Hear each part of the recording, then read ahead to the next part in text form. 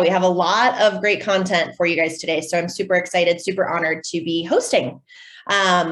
So first off, good morning, everybody. Thanks for joining us on a Friday, taking time out of your day. Appreciate it. Oh, wow. Okay, I'm on speaker now. Sorry, the view just changed just to me, so I'm going to change that back. Again, thank you for joining us for a YPN Connect meeting on how to grow your pipeline for 2022. So again, really good content. My name is Madison Kissel. I'm a broker with Compass, and I have the honor of being the YPN chair for 2022. So any questions regarding YPN, I'd love to kind of answer those after the meeting as well. So note that. Again, I'll be hosting the event this morning with the help of DMAR CEO, Nobu Hata. I don't know if Nobu's still in the chat here, but we'll kind of be moderating. So here to help. As a heads up, we will be marketing some listings towards the end of the program today. And with time allowing, we'll also be kind of splitting up into some breakout rooms just to do some networking. So if you guys have the time to do that, please feel free to join us. Again, it is my honor to introduce our sponsors for our event today. First, if you guys would please join me in welcoming our partner spotlight, Christina Fisher with US Mortgages. Christina, would love to kind of hear from you. Wonderful. Thank you so much. Good morning, guys. My name is Christina. I'm a loan officer with US Mortgages, and we are a local mortgage lender and are only serving the Colorado community. So we are your boutique local lender, and we are here to make the process a seamless experience. Being a direct lender that only services the Colorado market allows us to focus on customer service and provide the best possible options for the loan process. So I will take the time necessary to help your clients, guiding and educating them through the purchase process step by step. My goal as a lender is to always keep the communication and trust open and ongoing, giving you and the client the support you need. So if they have imperfect credit, need guidance as a first-time homebuyer, or simply need a starting point, I will really help them step by step to maximize their savings and benefits in finding the perfect loan for them. I do have the years of experience and proven track record to meet your client's needs. So we can do a 21-day closing to help you be more competitive in this market for conventional loans, especially if we can get an appraisal waiver. And ultimately, I want to help you be more competitive in this market. So giving you the ability to write shorter deadlines and you being able to rely on me to meet those. We do have a new product available for purchasing investment properties, only requiring 15% down payment with no mortgage insurance. And for products, we offer FHA, conventional, VA, USDA, and jumbo loans, along with your non-traditional loans, which are really going to help your self-employed borrowers who need alternative ways to qualify. And we do offer down payment assistance programs for first-time homebuyers. And I have created a to-do list for first-time homebuyers. So if that is something you would like, I would love to send that to you. And once you close a loan with us, you are part of our lifetime origination program, which waives our lender fees and covers the appraisal on any loan moving forward. And starting this holiday season, we are now extending this program to family and friends. So any referral you send to us, we will waive their lender fees too. And that's all I got for you. Happy holidays, everyone. Thank you so much. Thank you so much, Christina. Thanks, Madison. Appreciate it. Now I'd like to take a moment to introduce our annual corporate sponsor, be Jenny Austin, Senior Home Lending Advisor with Chase Bank. Hi, Jenny. Hi, good morning, everybody. Thank you so much for having me on. I am a lender with Chase. I know you probably all have heard of Chase before. We're in 48 states, so kind of the opposite of the boutique. We can lend nationwide. I am in the downtown Boulder office, and I have been with Chase in one way or another, either on the banking side, investment side, or home lending side for 13 years, the last 5 in home lending. This morning, while you guys have me on the call, I just wanted to offer a couple of tips that I think might help you as realtors and also help your clients to save you both some time. My lending tip this morning would really be when you start meeting with your clients and they show you that they've been pre-qualified with their bank, or maybe they're still needing to get pre-qualified with their bank, make sure that that pre-qualification isn't just a letter that maybe they got from online by throwing in their information, or maybe they've contacted a lender and they've given maybe a pay stub, or they've run credit and it's gone through an automated system.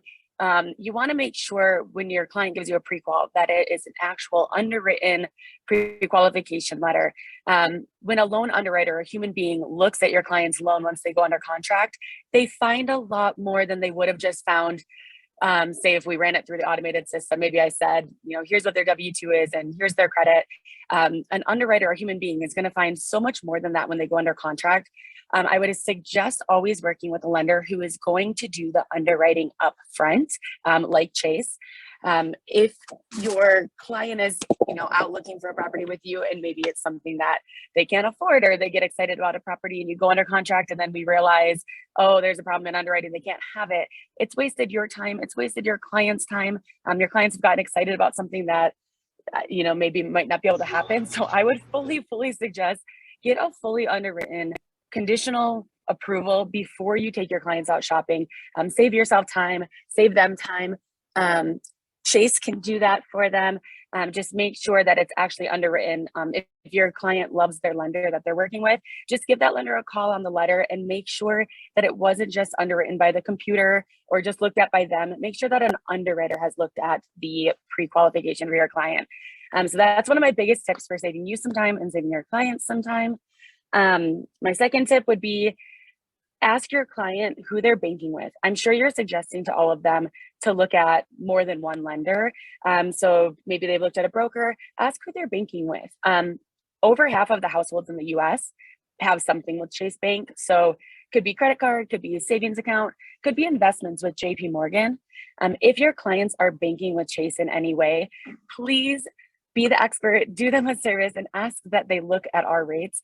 We do offer deep discounts for our clients who do their savings with us, do investments with us, or if they're willing to move their bank. If you ask who their bank is and they look at you like, I've been with this company, but it's not the best. If they want to move their banking, they can also get those discounts. We do up to 0.5% off of our rates, which are already really competitive, and up to $1,150 off their closing costs. So be the expert, do them a service, suggest that we're at least one that they look with if they have something with Chase or if they would like to open something with Chase. So those are my 2 tips. Get a person to underwrite your pre-qualification, please, and ask who they're banking with. If you do not have a contact at Chase, of course, I would love to help you with that. I'll put my information in the chat box and we can connect and just see if, we would work well together, if it's, if you think I would fit well with your clients. But I have been in banking for 13 years, again, with Chase, home lending for 5 years. So just let me know if you have any questions or concerns, but those are kind of the tips I wanted to leave you with this morning. Thanks for having me on and have a happy holiday, everyone. Bye. Amazing. Thank you, Jenny. Appreciate all the information. That's wonderful. Lastly, I would like to take a second to introduce Brady Mullen with Alpine Association Benefit. Brady, where you at? I am here. Thank you. I'll turn on my camera as much as I don't like that. So, hey, everybody. So my name is Brady. I'm with Alpine Association Benefits, and we work with, there we go. We work with the associations to provide a healthcare solution. So when I speak to groups, I always assume that half the people don't need it. Maybe you get it from a spouse through their work and you don't have to pay for it or something nice like that. But for a lot of agents, it's a big problem. So the associations have asked us to help negotiate with providers, always looking for better benefits, always trying to cut costs, ways to save you guys money. And as of September 1st, we had a major update with a plan. It's much more comprehensive than it's been before. We had some good plans before too, but we've really been making strides on getting this really streamlined for the real estate agents here in Colorado. So it's a Realtor Benefit if you're a member of DMAR or even CAR. So if you're from a different association, you do have access to it. And I won't go through all the details. I will give you some resources where you can learn more about it, but I'll give you some quick high-level ones. So all the primary care is included. So going to the doctor for an annual checkup, things like labs, x-rays, just regular doctor visits, all that is included at no cost. Specialist care costs $50 to go see like a dermatologist or something like that. And then for large out-of-pocket expenses like a hospitalization or surgery of some kind, there's a $2,000 deductible and then a $4,000 max out-of-pocket for an individual, which is significantly lower than what you find on the Connect for Colorado, especially in this price range. This price range is cheaper than most bronze plans, but it's much more comprehensive. And then that deductible and max out of pocket is for an individual. The family deductible is $4,000 and max out of pocket is $6,000. So if 2 members of the family have surgeries in one given year, you'd still be out of pocket max $6,000. So again, that's significantly lower than what you'd find on anything close to this pricing at Connect for Colorado. So I won't go into much of the details here because I know that we've got an agenda and this isn't appropriate for everybody. Not everybody needs this. But what I will do is I'm going to post in the chat some resources how you can contact us and learn more about it. Our website has like a 10 or 12-minute webinar with no attendees, so you can get through the content really quickly, where we talk about how it works, show pricing. That's all listed there. The pricing's on our website as well. You don't have to apply. You don't have to submit a bunch of records to get a quote. The pricing is right there on the website. So you can go and check it out if it's saving you money, or if you don't have something now and you'd like to see if something you can afford, you can get the pricing right on the website without having to give anybody your information. You can just check it out. So I'm going to put our website, our phone number, and our contact information, or our email address, in the chat. And then if anybody needs resources, please feel free to reach out to us.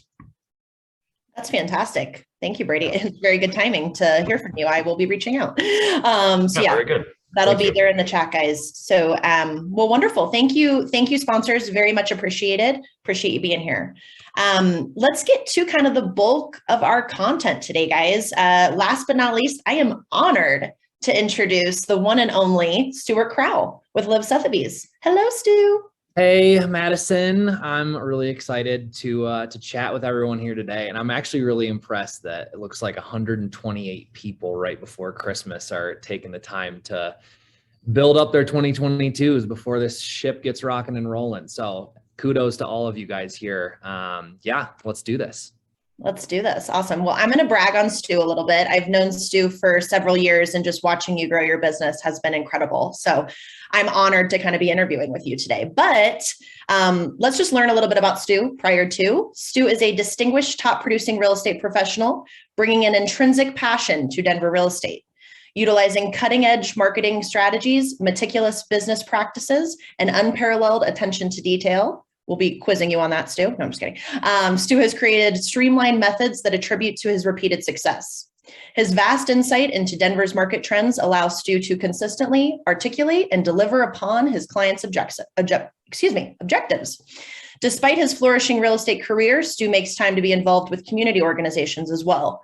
He's the co-founder of Denver Gents, whose aim is to create youth impact through mentoring programs and fundraising opportunities.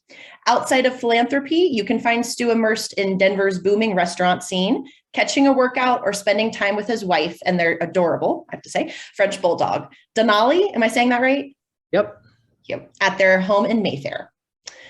So as you guys are kind of obviously here, I want this to be as interactive as possible. It is kind of like a Q&A for Stu. Any questions that you guys might have, please throw it in the chat. We'll get to those. I want to make this as productive as for everybody here in the chat today. So Stu, just kind of off the cuff, how long have you been in the business?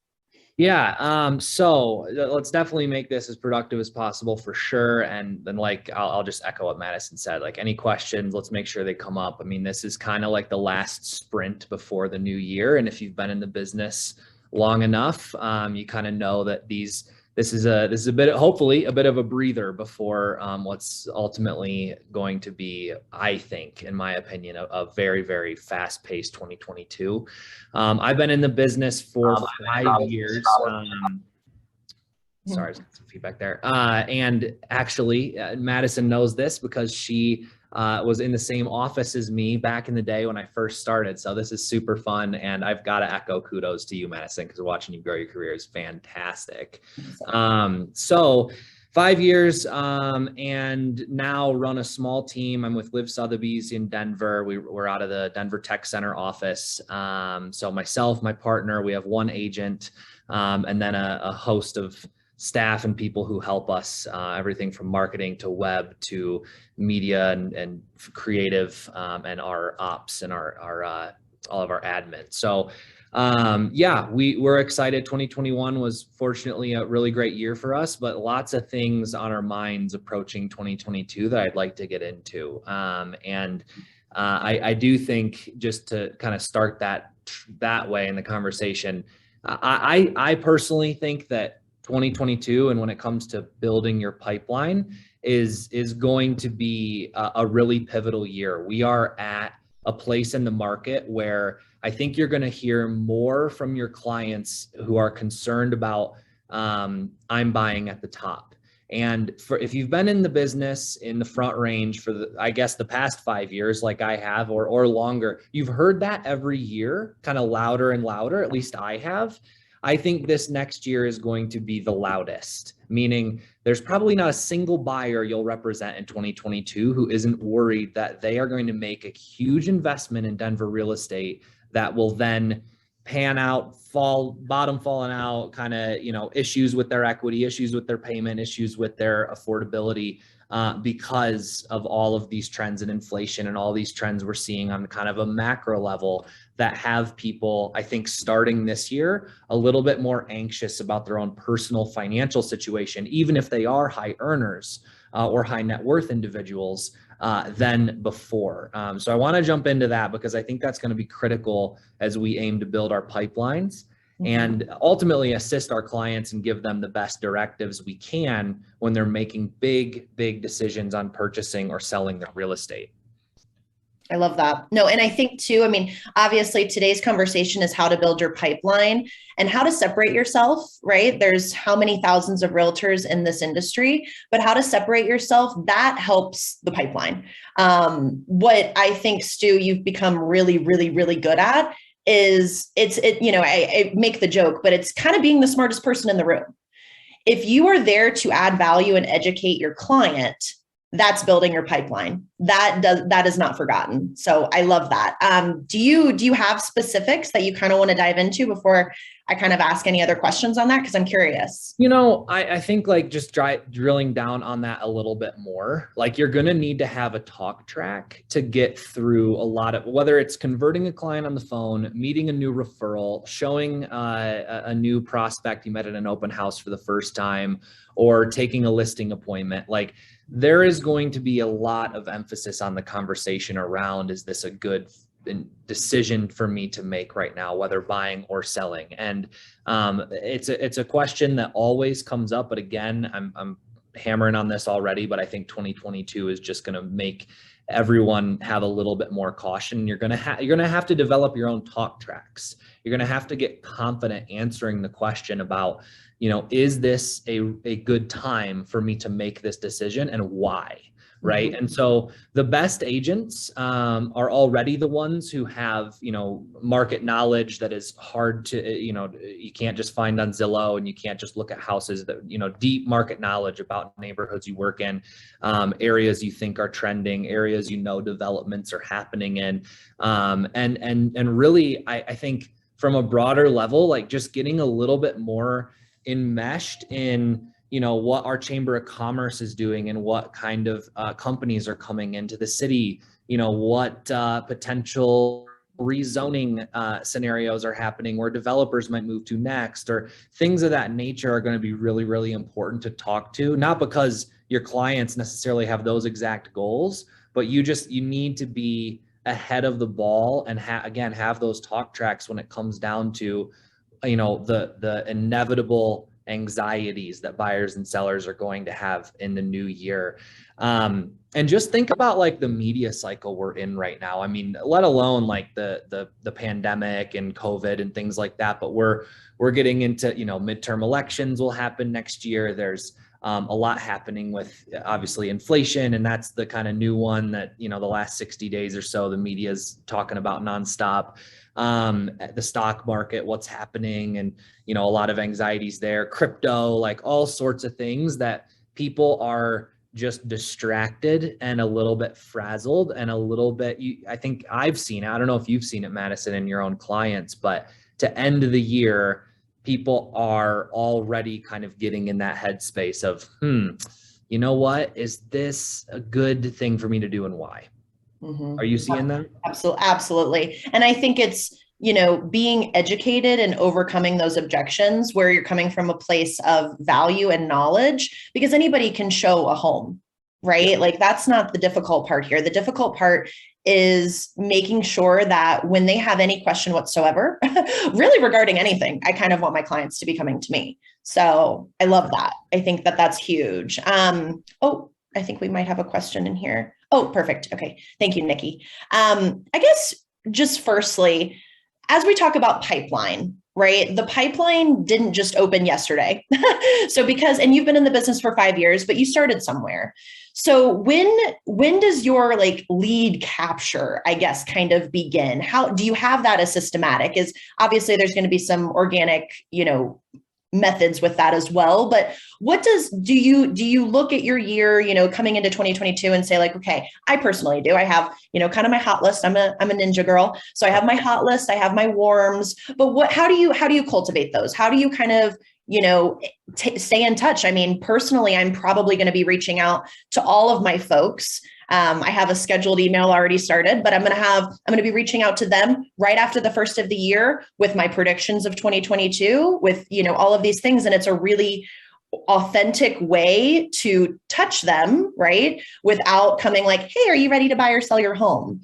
I think coming with the knowledge and all of that, but what kind of avenues are you looking into as you're kind of looking to touch the pipeline?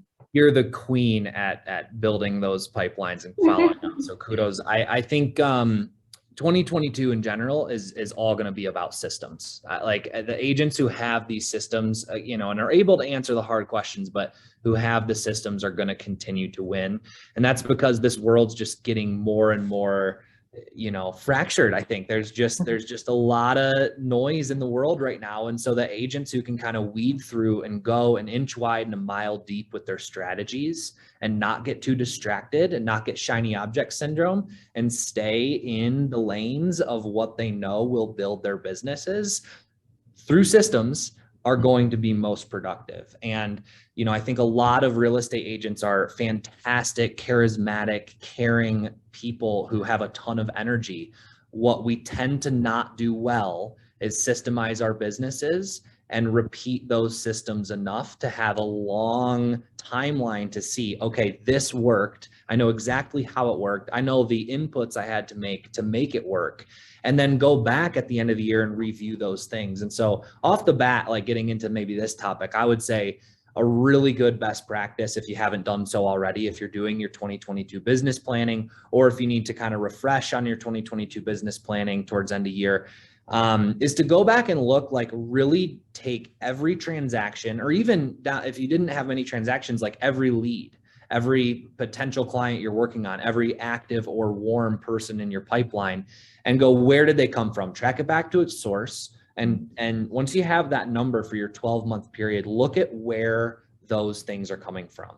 Is it online leads? Is it your sphere? Is it your team lead? Is it your company? Is it your open house campaigns? Like, I don't know. For me, 80% comes from sphere. It's referral driven. We don't do any online leads.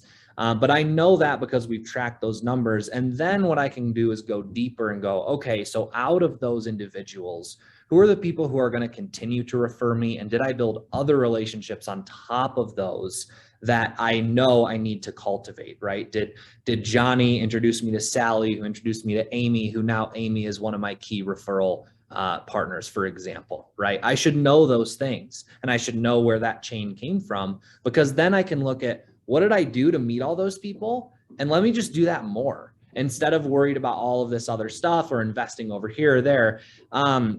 So when I say systems, like it starts with, I think, learning your numbers and knowing what your inputs are. If you want a referral based business, I'm a ninja guy. Madison's a ninja gal. I think ninja is the best system out there for just that. That's not the only way to do this business, though. If you have different systems, what I'm saying applies no matter what. Now, I think drilling a little bit deeper into like your specific systems and how you do that. I mean, follow up, as Madison mentioned, crucial, right? So it sounds like you have, and I know you do, but automatic, things that go out like an email, things you are creating with yourself or your team, your marketing guys or gals, and then distributing, or maybe mailers that are a little bit more of like auto flow. But what are the things that you're really doing at a maybe higher level consistently that maybe take a little bit of effort? And I'll give you guys two that my team is doing in the new year. And just for context, this is the first year where when we did our business planning, we're not really adding anything new. Like this year went well for us. And I think the only things that didn't go well were really kind of a few distractions of different things that we thought might work. We could glom on to our business model and make, another profit center, but that it didn't happen the way we thought. One of them being Facebook ads. I've probably spent, I don't know, $30,000 or $40,000 over the past 3 years on Facebook ads. And my return, zero, even in just relationship capital. And you can chalk it up to brand awareness or whatever, but that's just a goose egg for me, right? I can go back and I can definitely track other means of making a way better ROI on my time. And so one of those for this year is we are now finally doing like a content calendar where we kind of know, we've played around a little bit with, over the years of what makes sense for us to post and what gets most engagement and what our sphere really likes to see. We do a lot of video content on our team. And now with our video guys and gals, we're getting way more drilled down and specific on the types of content we'll do and when those will go out. That's one. The second is our events are coming back and we're being really specific and curated with the types of events that we're doing. And so, that those are opportunities to, again, like it's just get in front of our core audience time and time again and be top of mind when they go to buy or sell real estate. I don't ever really make the ask, hey, are you looking to buy or sell? Or can I help you? I want my people to know that I'm their guy. My team is their team. And when they have that opportunity, they automatically refer me. And that's kind of how we approach it from a methodical level. I love that. I love that. And I think it's important too, as we get into a new year, to acknowledge what worked and what didn't work. Because, you already mentioned, like, as realtors, there's so much in the real estate industry where it's like, oh, I can do this, I can do this, I can spend money on this. Of course they're going to take your money, but I think being really cognizant of not only what worked, but what did I enjoy? Like for me personally, I can't do open houses. I can't. I've tried. I sit there and I'm just, I'm losing my mind. So for me, I'm going to probably spend more time and energy doing other things that I enjoy, because at the end of the day, I'm going to do them better because I actually like them. So I think that's huge, and not necessarily giving in to every single thing. And I will take that another step further. Like, if you're going to try something new, try it for like a minimum of 6 months. I know that sounds like a long time, but you're not going to enjoy it. You're not going to reap the benefits until you do it consistently and kind of get a method to it. So I think that's huge. I will also say, kind of as just a segue for this, but like I've also, if you guys haven't read The Go-Giver, it's like the #1 real estate book, guys. Got to do it. Highly recommend. But they mention a lot of things. And as we're kind of getting into a new year, and this year has been nuts. To put it lightly, regardless if you've been, crazy running around or you're just getting into the business, like it's been crazy for everybody. And I think when in doubt, which this sounds so silly, and as if I kind of mentor new agents, I always say, when in doubt, even though you have no money, keep giving. Like, when in doubt, keep giving. And you don't have to spend money on potential clients, but drop off something random, like bake them cookies. Like, when in doubt, spend time, love, energy doing things for other people. And it's insane to me that it really does. It will be back. I love that. So I guess as we're also kind of New Year's resolutions and kind of all the things talk to us a little bit about like, to take care of your clients, you have to take care of yourself, of course. So like, how do you start your day? Like, and I mean, I know that this can change, but do you have kind of a morning routine? Do you notice that that's helpful for you? Yeah, I'm a routine person for sure. So I do have a morning routine, and I actually am glad you brought this up because yeah, 2021 has been nuts. And one of my mentors, like I can't remember the context. I think he was just talking to our team, and we were asking him like in October, like what could be the best thing we could do to end the year. He said, take a vacation.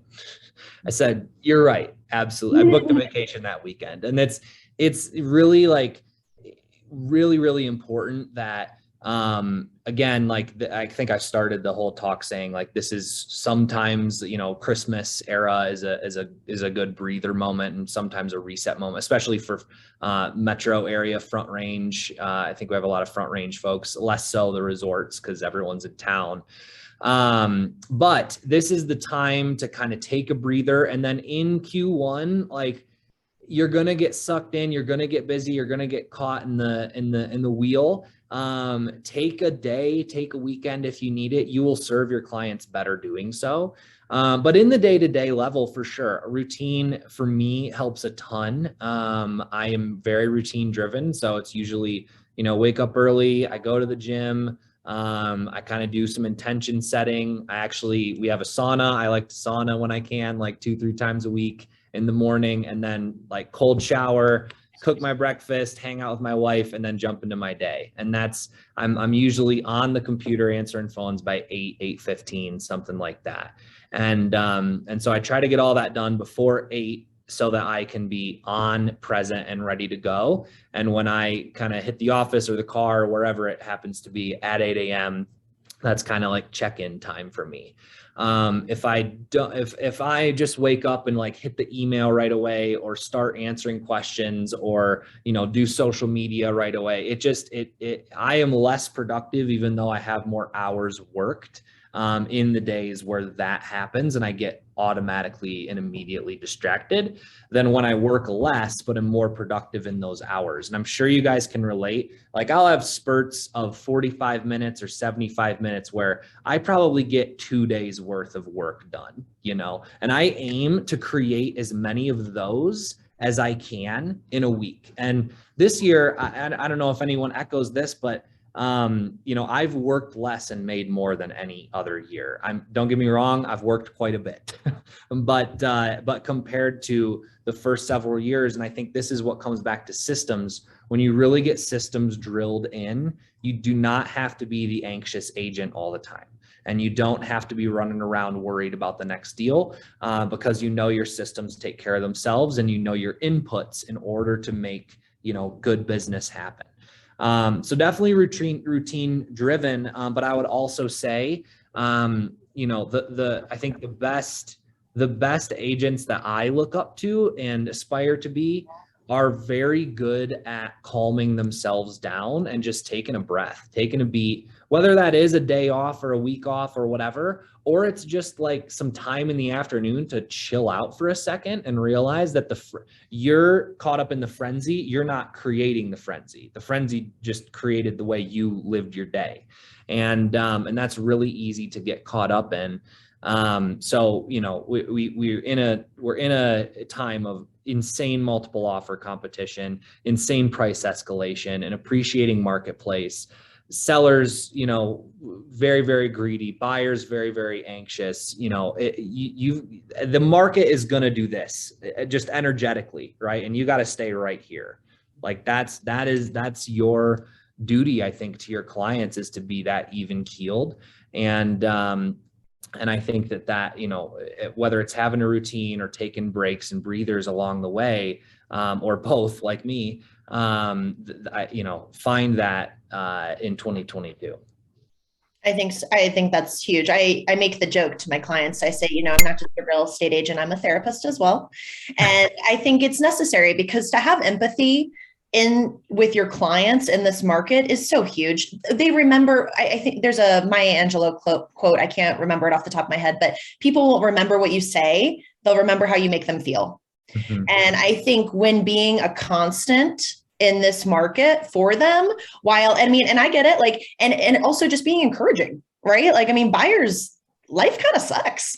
And it's, you can be empathetic and you can kind of be humorous with it and say like, I mean, I set the expectations right out of the gate, especially at a new buyer consultation appointment. And I say, hey, like this might kind of suck, but I can promise you the rewards on the other end will be tremendous, and I think like when you put it in that perspective, like I'm here to guide you, I'm here to hold your hand, and we got this. And even if we lose out on an offer, I'm like, hey guys, we got this. That wasn't the house for us. That house sucked. That house had all the structural issues. I don't know. But you make them feel like it's okay, because it is. And you're the expert, like you've got this. Well, it's okay. And it's also real, right? Like what buyers are going to experience, particularly this year, is very real. There is not a single agent on here who is going to bat 1,000 on your offer making, or is going to get every buyer, every property at a good price. It just won't happen. So you've got to set that expectation, as you said, very well, Madison. Like that is an upfront thing, and that is that builds rapport. It is how you make them feel. One of the questions we always ask in a new buyer consultation specifically is, what do you know about the Denver real estate market? And the answers vary widely.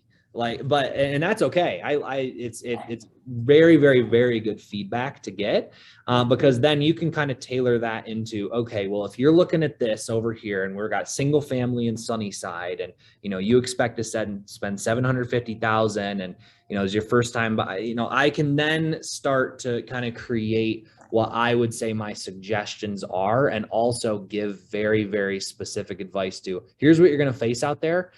It's going to be a bit intense. Okay. Like we're going to have to, pull up our bootstraps a bit and be ready to be aggressive. And here's what that means. But by the way, that's okay. And here's why that's okay, because every other buyer, we're competing with might not have the resources we do. And here's how we're going to tweak things and adjust things on the fly. And here's the strategy we're going to set. And if you do that enough, it doesn't have to be this hour-long conversation where you bore them on all the contracts and all the vernacular. It's just a matter of setting the expectation of, I am here to guide you and you're here to make the decisions. Let's not overcomplicate it, but let's also get prepared, because it's going to be a little bit intense. You're going to be seeing me on the weekends. Okay. Yeah, right. I love that. No, I think that's huge. Being proactive, not reactive. That's amazing. We have a question here in the chat. Chelsea, I just wanted to answer this here for you. So Stu, you mentioned 0% return on your Facebook ads. It was just interesting. Any promos or ads that you have ran that worked, or is it mostly just one-on-one, that type of thing that's worked for you? Well, I think with stuff like this, you have to get clear on what your goals are. So when we started doing Facebook ads, the goal was brand awareness. It wasn't lead gen. Then it kind of became lead gen when we started to see kind of how many clicks we were getting and where people were going on our website. And then once we really turned on the lead gen, we realized like the lead gen faucet is just terrible on Facebook. And like, it's just not our core competency. Like we don't spend time on the phones converting tons of leads. Like it's just, we're out building relationships. Like and it's what we're better at. It's what we like to do more. It's what we have more fun doing, to Madison's point. Like, I don't want to sit here and have this ring all the time and for me to just cold convert people all day long. It's just not my aim. That is not to say that's not a great business model for some, by the way. So that our goal kind of shifted. And in that shift, we realized that like what we were producing was just not what is worth our time, effort, and resources to do. So that's when I say 0% return. And actually, to be fair, like I probably could have hammered it harder and got, made money on it, but it's just, again, what do we like to do? I didn't like to do that. So, but what I will say too, is the things that, like we do a lot of content marketing, we do a ton of video, we do a ton of social, and it really like that does come down to brand awareness, but it's just driving deeper with people we already know. It's not necessarily about getting every Tom, Dick, and Harry to see my videos. Like that's not my goal. And so with that being said, like when we create a video and we have a content schedule for our videos, like they go out to targeted, usually email lists in certain spheres. and then on social media for like the wider audience. But through that, like usually in like week spurts, we get a lot of people engaging with us who are already in our ecosystem. And it's another opportunity to stay in front of that person or family, have a conversation, take them to a coffee, talk about real estate, bring things up, and inherently, you know, just by being in front of people, on our people all the time, we get a lot of real estate related activity and play from that. So that's more our strat. It's a little bit loose, but it works when you have the relationships to dive deeper and deeper into, I would say. Absolutely. And I did want to say too, if it's all right, one kind of tactic that I don't want to overshadow here, just like really, really nuanced for building your pipeline. I think, and I would love to hear your thoughts, Madison, and even Nobu too, with what he's seeing and conversations he's in. I think that 2022 to start the year is going to be gangbusters insane. We're lowest inventory ever for December. We're not seeing tons and tons of, like, at least in our office. I mean, we have a decent amount of listings probably coming in Q1, but it's not like it was in the past where you have, oh my God, I have so many, you know, signed listing agreements that are popping up. We don't have that. And so I think that we're going to have 6 months of low interest rates, super crazy market, and then the back half of 2022, I'm just not sure. And my whole point being, like, I think Q1 is very, very important for your year-end goals. So our team, we did we looked at our goals and said we need 50% of our year-end volume goal in either under contract, closed, or our active pipeline to make sure that we execute on our goals next year. And so that's kind of like our like focus in Q1 as a team, is like to get, that's a specific number. We know the volume, it's a volume based number, not a transaction number for us. If we have 50% in the first 3 months, we know we can kind of elongate that into the rest of the year. So I think that's a pretty good, like, kind of mathy way to Absolutely. That's fantastic. Approach your goals. And I would wonder if you share that opinion about what we're seeing in 2022, Madison. I love that. I'll be stealing that. I'm making notes myself, so I'll be stealing a lot of this. No, I think it's also a good mindset. Even if, I'm going to shoot for the stars regardless, but even if I don't necessarily hit that 50%, I think that's really setting you up for success. I'll be challenging you because I'll be out there too. And there's like 3 homes to choose from. But I think that's really wise, because as we know, interest rates are going to be creeping up, which is just going to impact your buyer's purchasing power. And what I tell folks too is, I think everybody always, as a buyer, especially as a first-time home buyer, but as any buyer, you get into the market and you're like, oh, I should have bought a year ago. I should have bought 2 years ago. And when I have conversations with folks, and again, this sets the expectations and this helps kind of encourage, it's like, hey, yeah, maybe, but that's okay. You're buying now, and that's going to be a hell of a lot better than it will be in 9 months, because what's selling this month is going to be dictating next month's pricing. And as we know, that's also going to be overbid. So I think when you're encouraging them, like, that's of overcoming objections. That's kind of what I say to overcome, like, I'll just wait. It's like, I don't recommend it. And I'll want to talk to you about why. Like, our market's only going to continue to appreciate, right? Pretty significantly month over month. And your income likely doesn't rise at the same rate of that appreciation. So while you're trying to save. Yeah, real quickly, if I can chime in, I totally agree, Stuart. What strikes me last 4 or 5 years in real estate overall is that there's no more seasonality, right? There used to be a lull that we can all just kind of rest. And what we're all doing right now, and especially good ones like you and Madison, are really trying to get out in front of the funnel, right? Because the same amount of homes every year has been selling. It's been consistent. It's the rate that they're coming off the market, even if they're even making it on there. And it's not a popular thing to say with clear cooperation and all that stuff. to get out in front of the funnel, to remove seasonality from the equation right now is absolutely huge. And to think about what happens in the end of quarter two, going to quarter three, quarter four as gravy, as more of a, hey, we did great for the first half of the year, and everything else has been an affirmation of your content, your expertise, and everything else to be putting out there for those folks who trust in you to get off that fence. In my mind, I think you don't have seasonality anymore, but what you do have definitely is almost a two-stage marketing approach right now going into the year, with that second half of that year being, we were right. Or alternatively, hey, here's where we were wrong, and here's where things are, is where the market's going towards the end of the year. But to factor out seasonality, I think is absolutely brilliant, and it's what top agents, people like my wife, they're factoring in now more than ever before. So kudos to you for that.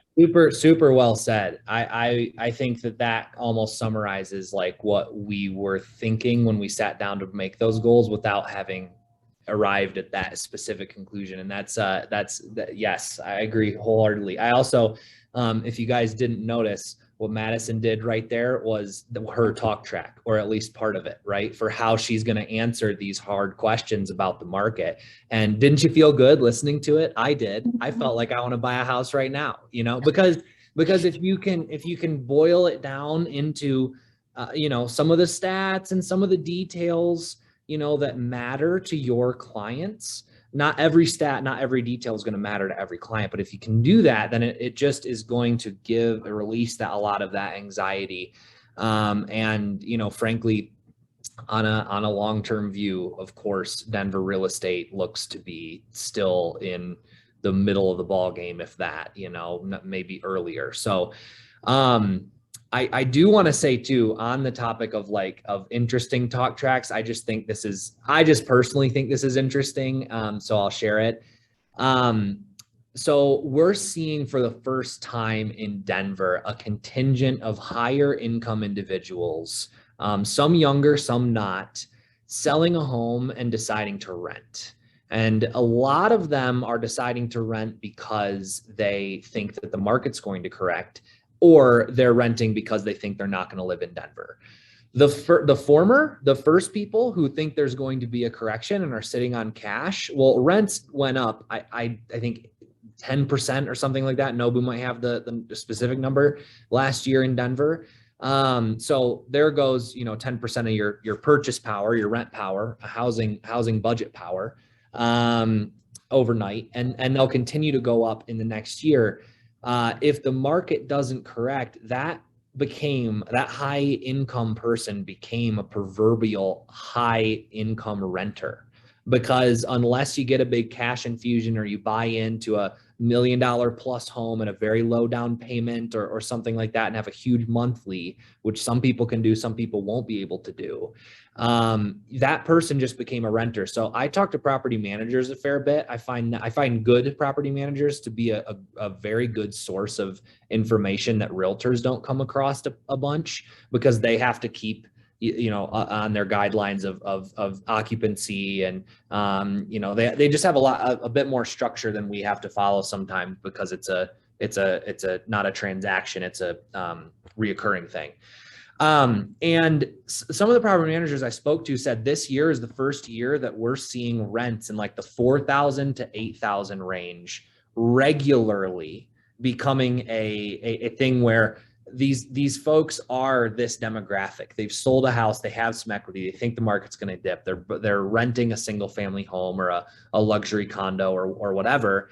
And one guy in particular thought that is just going to create a new market in Denver. These high income folks who can afford that on a monthly rent level, but are not buyers. And I thought that was a really interesting thing, because you see that in San Francisco, New York City, LA, DC, Seattle a little bit, Chicago. Like, you see that in every major city. And I think this is the first year we've tipped that a little bit in Denver. So vis-a-vis, what you're going to want to do for those high income individuals is be able to talk about that, and be able to talk about why that's a disadvantage to you, the buyer, even if the market does dip a little bit, because guess what? You're still a homeowner out the other end if you've kept your employment. And so that I think was a very insightful thing that I just kind of stumbled across in some conversations that hopefully is beneficial to one or two of you. I love that. It's smart, and it's thinking, it's projecting, right? It's like thinking kind of outside of the box and being creative with that, and kind of trying to predict the future, which is, let's be honest, it's what we try to do. Real quickly, Madison and Stuart, I wholeheartedly agree with you in the exact markets that you're seeing. My wife has seen this in Chicago for the last 3 years. You've got people who just don't want to have that commitment anymore and are scared about having what they thought was an investment asset, lose value. What has been interesting is seeing how those guys pivot, something to think about as well, and actually kind of ties into Tracy's questions about cold calling. If you're going to call somebody at this point, whether they're cold or they're warm, and they actually have a home to sell, this may be something that you bring up. And maybe you don't want them to sell, but if you can help them rent, maybe they want that. And my wife is saying in Chicago is they're renting now instead of selling. They're going to rent it out, because now they can make money on renting it out and moving to the suburbs, right? Yeah. So it's really finding what that exit strategy is whenever you're cold calling, Tracy, right? Stuart and Madison will have a kind of a more well robust sphere to hit on. But if you're cold calling somebody and if they have a home like this, you might want to consider that. If you ever want to live remotely out in Aspen, now you've got either referral or, hey, grow your team out there. Great. But you can let them know, I will keep you apprised monthly about the state of the value of your home. And when it comes time to sell, great, I'll let you know. Otherwise, you've got an appreciating asset that you may feel comfortable in kind of losing that day-to-day ownership of. I'll help you out with that. Now you've got multiple revenue streams as well. So I think you bring up a good point. Get out in front of what the market is going to bring. And this is happening across the country.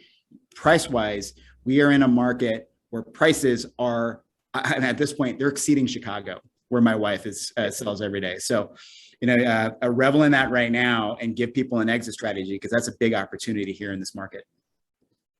Absolutely. And when you're coming from a place of, hey, I'm not just trying to sell your home, I want you to become, I want wealth to be built in your life. That's building rapport and trust, and that's forever a client. So yeah. I love that. That's actually huge. That's a huge point. And I'm glad that we're talking about just trends in general, because it's going to be so paramount this year, guys. It's going to be saddle up. And I think with seasonality too, with lower interest rates, obviously, and also, we don't have snow. Mild winters will bring a faster spring market, which when I chat with folks, I say, like, there is no metric that I can follow really since COVID. Everything has kind of been thrown out the window. So it is just the sooner the better, in my opinion. I do want to hit on just kind of the chat questions here, Stu, if that's okay with you. Tracy, thank you. When you are just starting out your business, do you still think that maybe cold calling could be good to just start an initial funnel? How do you find initial people? We have a lot of brand new folks in the audience. Yeah.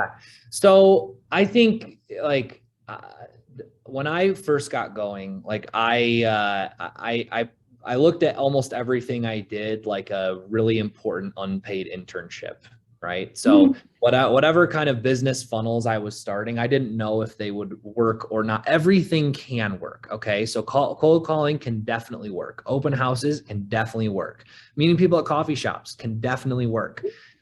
Consistency is key with whatever you do, right? So let's take cold calling because it's the current example, right? So you're going to need to track how, you're going to need to get a list, track these calls. How are they going? How are they doing? How many a day do you need to do to get to a transaction?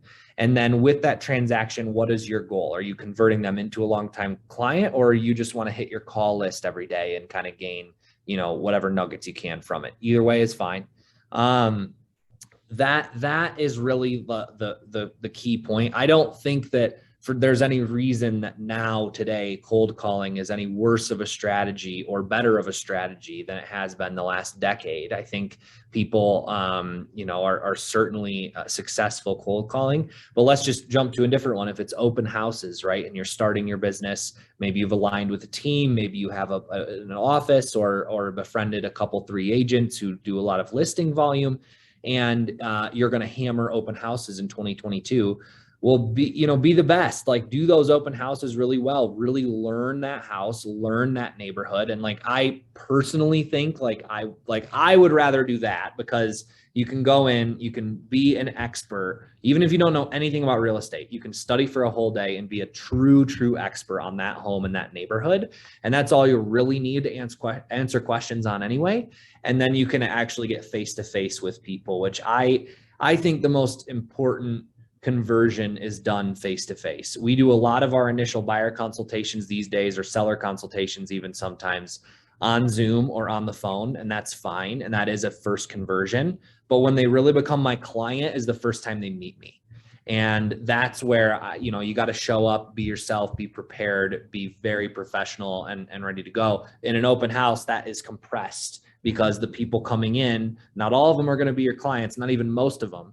But the few that are, you've compressed that cycle down to, I just met you and now you really like me, you know me. And hopefully by the time we get together for our first showing or whatever, you're going to trust me after we walk away that second time. So I think any strategy could work. Open houses is the one that I think works a little better for like the business that I have now, which is all relationship driven. Cold calls can totally work though too. And I just think what you're going after a little bit of a different strategy with the business you inevitably want to build. I think that both of them too, right? As you're just kind of starting cold calling, open houses, even hosting an event. It doesn't have to be a fancy event. Host like a volleyball tournament. It doesn't even have to be real estate oriented, just kind of meeting people. I think when you're first starting out, I was terrified. Please don't ask me about real estate. I know nothing, but like, it's nice for cold calling or open houses where you don't know them, because there's less pressure. If I say something like, sometimes I'll leave a conversation at an open house and I'm like, wow, that was not my best work. Like, that was weird. And that's okay, because I'm probably never going to see them again. So it's kind of just having the conversations and familiarizing yourself with the conversation, I think is already putting yourself in a really great spot. Well said, Stu. So we're just kind of getting some questions. So I want to make sure that everybody's are answered here. So I'm going to scroll up here though quickly. I do want to get to Eric. I love that question. So just really back to your video content, Stu, because if you guys don't follow Stu, do it. You will thank yourself. He's phenomenal on social media and video. So you use your phone, videographer, combination for your content? Yeah, so I changed my name to my Instagram handle. If you guys want to follow me, it's right there, just first, last name. So without offending anyone, I'm not a huge believer in the do-it-yourself content style for a couple reasons. One, it's just not professional. Like 99% of the time. And even if you have some camera work or whatever, and you're good behind the selfie stick or what have you, to me, it didn't translate into the brand that I wanted to build and project to the world. I do a lot of stories, like day to day, like little behind the scenes stuff. That of course is like just me. It's rarely professional. And it's usually actually tailored to be a little bit more personal. Like I want you to get to know me a little bit, or my brand. Madison does the exact same thing. The do-it-yourself style, I think, works well when you want to be cranking things out all the time and you have an actual strategy behind what you're doing. Other than that, though, just do stories and build your brand that way, and then maybe hire some professional content out, because the power in like a really well produced video that gets seen by the right people has a way more lasting effect in this business. This does not translate to every business, by the way, but we are highly visual, and real estate is an entertainment business. Okay. So that's why people like to follow you, because they've seen, the selling sunsets and the $1 million listings or in the HGTVs, you know, if they're a fan of yours and kind of in your ecosystem, like they kind of get a little bit of an interesting, I don't get it personally, to be honest with you, but they get something out of following along with like your crazy ass life. So that's happened to me a lot of times where you know, we throw something out there, like we'll do a neighborhood series. And if you look at my IG, like we have tons of these up there as examples, you can go and you recreate yourself. And we'll, you know, 2-minute highlight on the Highlands or whatever. And basically, you know, that piece of content inevitably gets seen by a lot of my sphere. We have a 45% click rate on our actual clientele whenever we send a video. And then inevitably people like share it out to other people that they know. And then we get just like random stuff will happen where, hey, I saw your video on Cherry Creek. I made that like 2 years ago and I'm a, you know, luxury buyer out of LA relocating. Like, can you tell me more? Great. You know, so professional content is the only way I'm really going to get that guy, in my opinion, to pick up the phone and call me years later because it's stayed relevant. And so the other side of this too, I'm just going to quickly talk on, you need to be mindful of your time. If you're sitting there editing videos all the time with your evenings, like forget just being productive with real estate, but like that's time away from family or kids or pets or travel or whatever. Like, do you really want to be doing that? Most real estate agents, that's not like what they love to do. If it's what you love to do, go nuts. It's not what I love to do. So I'm going to definitely delegate that and have other people do that. Yeah, I think that's huge. And it's such an authentic, like easy way. We're already doing the things. Like people love seeing houses that we post. They also really love educational content. Like be the expert. I mean, I love kind of doing like a Highlands tour, or when today I'm going to go to lunch, you know, at a cute like Highlands Cork and Cafe, shameless plug. It's amazing. Highly recommend it. Yeah, but like I'm going to tag them and I'm going to post it. And it's kind of like, and if you're not a social media person, I get it, but it really has become such a fluid way to stay in touch with folks where they're already looking. And I had a luxury buyer reach out to me moving from San Francisco. And the only reason that they found me was on Instagram.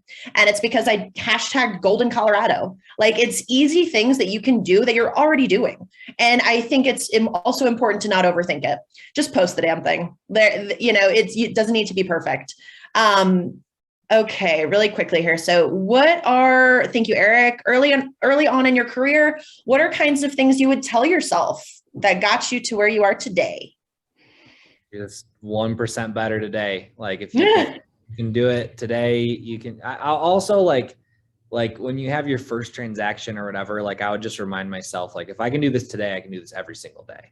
Like nothing made today special. It was just the result of work I did. I can do this every single day. So you know, be kind to yourself and be patient.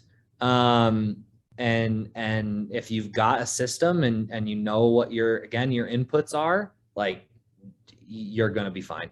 You're going to be fine. And if you do those inputs, you're going to be fine. Consistency, progress. I love that. And also I will say, like going back to the social media bit, when I was first starting out in my career, honestly, might not have been super helpful for me to follow Stu all the time, because then we get in this very competitive mindset, right? Yeah. Like, oh, how is he doing that? Like another sold? God damn him, you know? Like, so I think doing different things, if those people aren't serving you, mute them, right? Like don't look at them. And that's okay too. But I do think it's really important to have some role models and don't reinvent the wheel. If what Stu is doing is working, steal it. I mean, make it your own and kind of, adapt to it. But I think that making sure that we're thinking about what's best for ourselves. What Stu's goals are might not be, for everybody. So I just think that that's important as we're kind of in this really, really competitive market. Love it. Okay. So Heidi, I love this. I've never understood the stories versus just posting. They move so quickly and it's easy to miss people's stories. So what is a good thing about doing a story? Yeah. So it's okay to be missed. Like the thing about stories, again, like how I do it, I think of my posts, my feed as like a magazine. If someone stumbled across me Is it like interesting enough that they want to at least flip the pages while they're waiting for the dentist, right? Like that's all I think about when I'm posting. Stories, I want people to get to know me. I want people to, and I don't do a lot of like politically charged stuff or like specific like supercharged opinions, although I get very, very, very tempted to. I don't really go into that lane. I try to stay pretty like topical, like, okay, like what am I doing today and what's my day like? You know, that's an easy one that anyone can do. Or like, here's something like funny that happened to me, or here's an interesting thing that happened at a showing or a client or whatever, like, you know, with of course being sensitive to the information you are distributing. That is the kind of more story content. And so like generally like the people that start following you and watch your stories kind of become the people who continually watch your stories. Like I have quite a few followers, but only, you know, 5 to 7% of them really watch my stories on any given day. So I really kind of know that like my 5 to 7% who watch my, they're probably my fans. They're my clients. They're my sphere. They're the people that I can actually make an impression on. And if I swipe through those, I can see who they are and then kind of tailor the content. I'm not the like social media master at this. I just kind of had a, you know, it's part of just my day-to-day now. And I actually don't really think about it that much strategically, but with social media, the nice thing you have is data. So if you did a post and it didn't get the engagement you want, you maybe should try a different kind of post. If it got a shitload of engagement and you're really excited, maybe do more of those posts. So that's where the data can really inform like what you do next. But stories versus posts, hopefully that was helpful. Magazine versus who am I? Mm-hmm. And I think both are important. And again, like do what you want, do whatever you think kind of works best with just psychologically with apps. And I mean, I target Instagram because that's where my sphere is looking. It's a lot easier for me to be in touch with them and in front of them when they're literally on it all day long, unfortunately, or fortunately, whatever. But I want to kind of capitalize on that. And psychologically, when you open up an app, the top is stories. So I get a lot more interaction on my stories that's very clickable rather than scrolls, because, you know, this movement is very difficult for us. So it's little things like that I think just being in front of people. And, you know, when I was first kind of getting into the business, it felt weird. It felt like, what am I doing? I guess I'm just going to like post like, and I think you get more and more comfortable with it. And it becomes just kind of like, this is what I'm doing. And if people don't want to watch, they don't have to, you know, but again, like don't overthink it. Thanks, Stu. So, Gwen, great question. What is your system for lead follow-up? Do you have a number and types of touches? Like, do you email, text? What is that? Is it systematic or does it depend? Yeah, I'm going to go a little bit quick here. So if you need to write notes, go for it. And I'll try to be as concise as possible getting near the end of the call, but, starts with the CRM, customer relationship management software. We use one called Close. There's many out there that can work for all types of people. I bucket my groups of people in terms of priorities, A, B, and C. And then I have another bucket that's my referral partners, usually other agents around the country who I refer in other markets and they refer me. My A's are my top priority. These are people, I don't keep a lot of people in there. I probably have 25 or 30 of them, and I'm going to spend a lot of money every year on these people. They're going to get every invite to every event. They're going to get every exclusive opportunity we can offer. They're going to get books. They're going to get anything. And then B and C kind of have lesser priority, but they are also still high priority. And the number of people I keep in A, B, and C is around 125 total, not tons of people. I don't really believe in following up with thousands and thousands and thousands of individuals. There's a lot of science out there to say like any human can only really maintain 100 relationships at a time. And I'm a believer in that. Madison is 3 humans in 1, so she can do a lot more, but I'm about 100. And so with the follow-up, I get really specific on like the A's, B's, and C's all have different types of follow-up that I have. And then I'll show you this too. On our team, this is our Monday morning review sheet. It's a checklist and it's a point system. So like we have, who can I write a contract for this week? Who am I planning on writing personal notes for this week? Who am I planning on making calls to this week? What 2 social media posts did I do? What clients do I need to call this week? What prospects do I need to follow up with?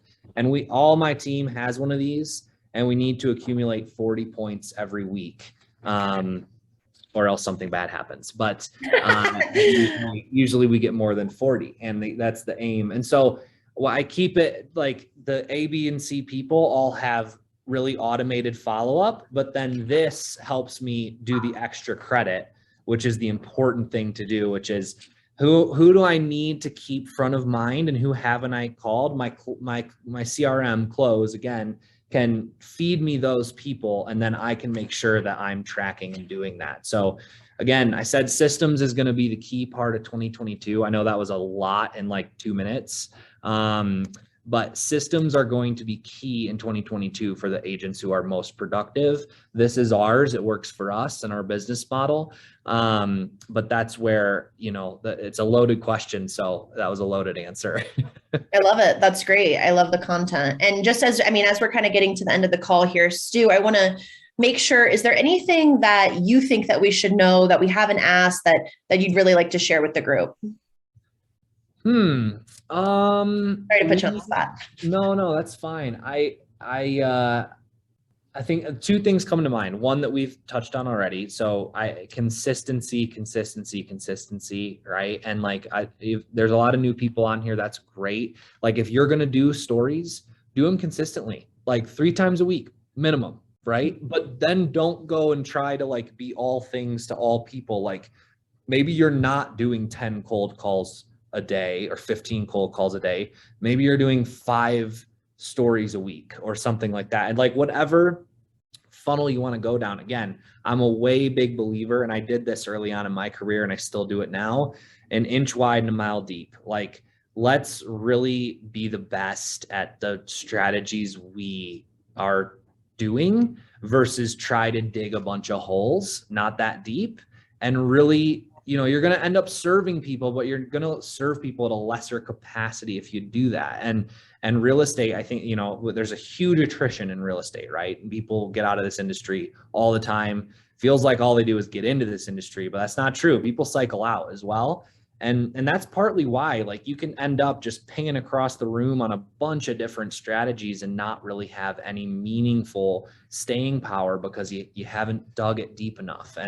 And so that, that consistency with the right things.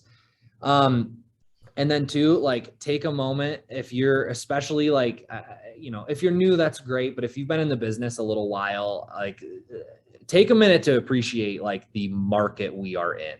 Like it's crazy and it's wild and you're stressed. Yes, but you're making more money than so many people. You're serving people at a really important, crucial point in their lives. And we really have an opportunity to like affect our communities in meaningful ways as well. And I know we're all hardworking and what have you, but the market has certainly been aiding all of you in your goals, just like me. And so take a moment to realize kind of where we are, the opportunity that's here, and be grateful you're in the seat you're in, because just being on this call today and having a head start with these types of things, again, it's a huge impactful thing that will impact your career. And this career it's a very meaningful moment in time, I should say, to be doing what we're doing. I love that. Thank you. Yeah. And I think too, for newer agents, just to kind of touch base on that a little bit, I think being mindful and intentional of what you're choosing to do to grow this pipeline, right? Like time blocking, Google Calendar is the Bible. So come on, you got to get on it. But being intentional with that. Hey, if I'm going to time block and I'm going to do cold calling, or I'm going to find, I'm going to do my social media. Like, put it on your calendar, make yourself accountable for it. And then that's a huge piece for some, veteran agents.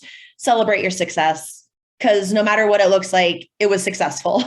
You survived. We're here. I think that's enough. So I love that. Well, Nobu, is there anything that you kind of wanted to add before I kind of move on to our announcements or whatnot? And anybody from the group, if you guys want to unmute yourselves, I don't know if you're able to, but if you wanted to, feel free. Oh man, this is great. Anytime I could hear like real estate in this high quality is amazing. And thank you, Stuart, for sharing your expertise. And guys in the audience, and I think Stuart, Madison will echo this. We can name on one hand how many people out of 100 will actually do something about any of this information that has been given. So I encourage you guys all to do something different in your business running right now to align what Madison and Stuart are doing, because it's pretty amazing stuff. So the insight was amazing. Thank you so much, Stuart. Yeah, thanks Nobu, thanks DMAR, thank you Madison, appreciate you guys having me. And if anyone on the call wants to get a hold of me, again, shoot me a DM on Instagram right there. Happy to chat. I'm not always the quickest on replying, but I do reply to everybody. And yeah, really appreciate everyone's attention today. It's fun to do.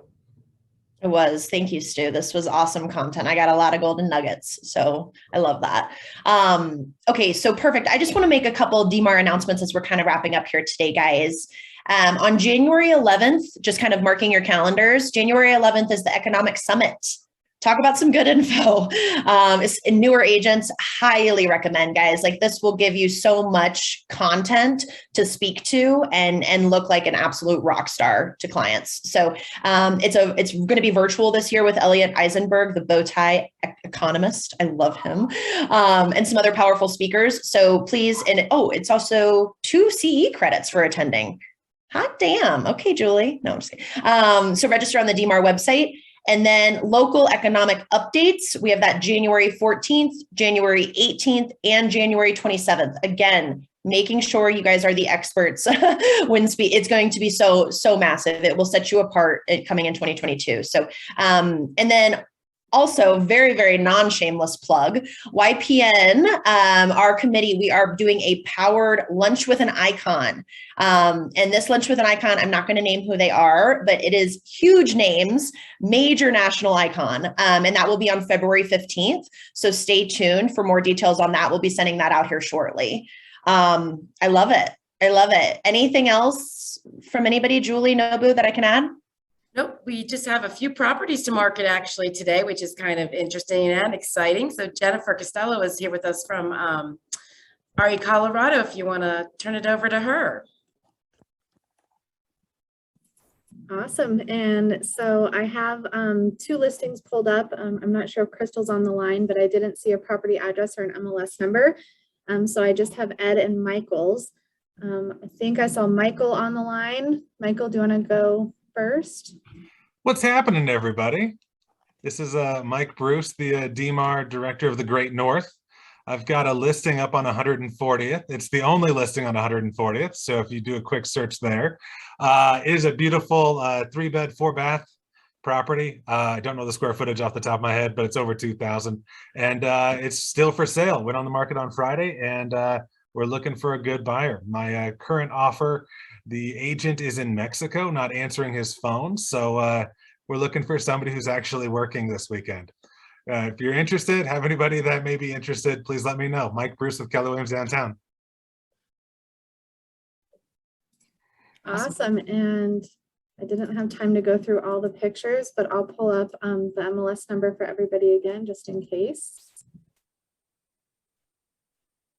Looks like a great house. Is Ed on the line? No. Okay, well, Ed's listing is pending now anyways, so if you want to maybe submit a backup offer on a property in Evergreen. Well done, Ed. To Ed. Well done. All right, I think that's all we have today. Julie, I'll let you take it back over, or Maddie. Yep, I think that's good, Madison. Turn it over to you if anyone would want to stick around to do a little bit of networking here at the end. We are happy to hang on the line here. If you've got other questions, Madison, are you able to stay for a few minutes? I sure am. And is Stuart still on the line? Did he? I think, Did he leave? yeah, I think he popped off. Okay, but Madison's still here and she's got a great brain to pick. So, and she's our YPN representative, YPN chair. So if you have questions about that, good time to ask her. Yeah. So thank you all for attending. Yes, thank you guys. This was fantastic.